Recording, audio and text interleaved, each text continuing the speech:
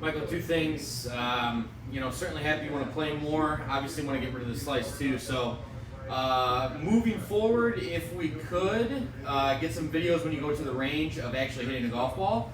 So practice swings are great, but what the practice swings turn into when the golf ball is down there could be totally different. And I just want to make sure that the advice that I give you is appropriate for when you have a ball down there as well. But moving forward, I would say two things. So as you start to turn back and you swing, you tend to separate your elbows, and this club gets what we call across the line. I'm sure you've heard of the term.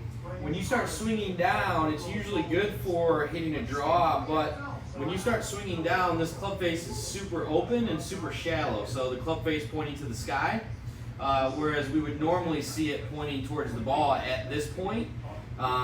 So when you're swinging down, this club face is pointing to the right.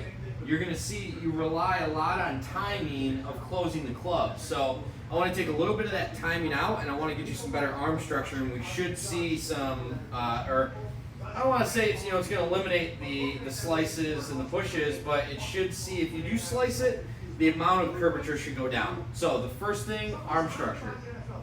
When you're swinging back, we need your arms to stay closer together and a little bit more straight for longer.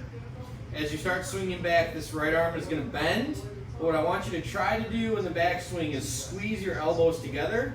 That'll prevent the top position looking like this, where we have our elbows separated and our arms bending. So squeeze your elbows together as you swing back and keep them more straight. So don't necessarily bend them a lot.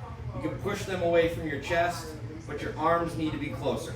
So that's the first thing with arm structure. This will prevent you from taking it back very far as well. So I need you to understand that it's going to feel like a half swing. It's going to feel like you have no distance.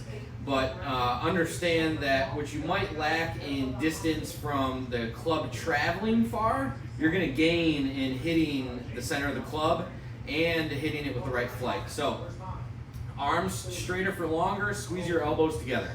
Now the other thing is controlling that club face. So if you're on a motorcycle, when you're swinging back, or when you're accelerating on a motorcycle, your wrists tend to move back. With your left wrist, you can do a reverse motorcycle. What I would want to try the whole swing. So as you're swinging back, you're doing this reverse motorcycle. The club is pointing downwards. We do our top position where our elbows are closer together. And then swinging down again, you're going to see that club face pointing down. You're not going to rely so much on the club face being open and then flipping your hands closed. So the first thing, arms are more straight, elbows close together. And then add that reverse motorcycle, so on the swing down, the club is already square. You just have to turn. It's not going to be open. You have to stop the turning, flip your hands, and close the club face a lot. That's more timing oriented. So arms are squeezed together, more straight to the top of your backswing. And then a little bit of reverse motorcycle for as long as you can throughout the swing should help with club face control.